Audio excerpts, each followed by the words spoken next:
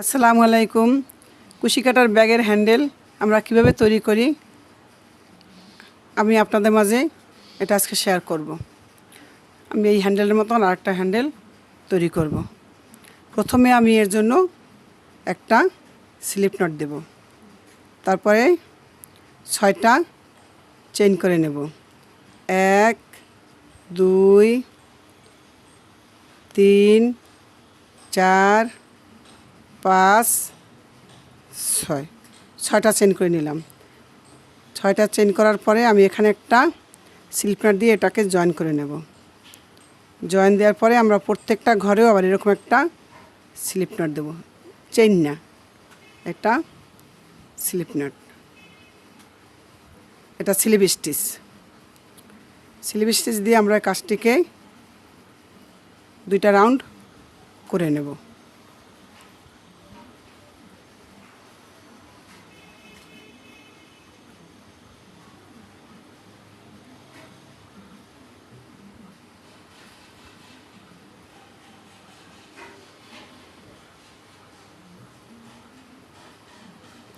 এখানে আমরা হ্যান্ডেলের মধ্যে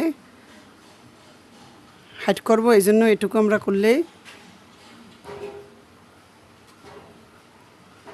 যথেষ্ট। এখন আমরা একটা করে চেইন নেব, একটা ঘরে একটা স্লিপ স্টিচ দেব, আবার একটা চেইন নেব, আবার একটা স্লিপ স্টিচ দেব। 3 4 5 এভাবে আমরা 14টা করব। আমরা এভাবে 14টা করে নেব। এখন আমরা প্রত্যেকটা ঘরে এভাবে স্লিপ স্টিচ করব, তবে কাজটা আমরা টাইট দিয়ে করব না, একটু ঢিলে ঢিলে করব।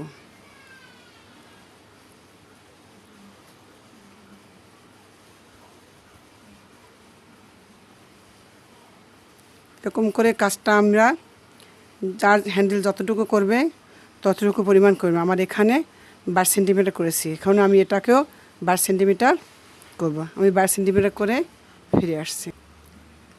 আমি এই যে 12 সেন্টিমিটার করে ফিরে আসছি। এখন আমি এখানে আমরা কাজটা সম্পূর্ণ করব। হ্যান্ডেলটার মাঝখানে 20 সেন্টিমিটার রাখছি, আর এপাশে 1 সেন্টিমিটার রাখছি, আর এখানে আমি 1 সেন্টিমিটার মতন কাজ করব।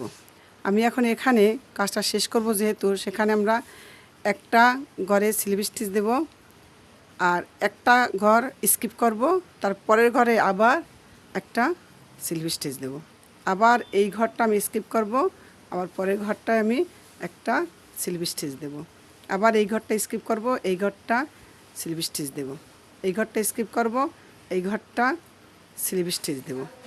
এভাবে আমরা কাজটিকে এখন ঘুরিয়ে শেষ। এই যে আমি একটা ঘর কাজ করেছি, আর একটা ঘর স্কিপ করে আমি এসে সুতাটা শেষ করলাম। এখন আমরা এই সুতাটা হাইট করে নেব। সুতাটা হাইট করেছি। এখন দেখেন আমার 2টা হ্যান্ডেল তৈরি হয়ে গেছে।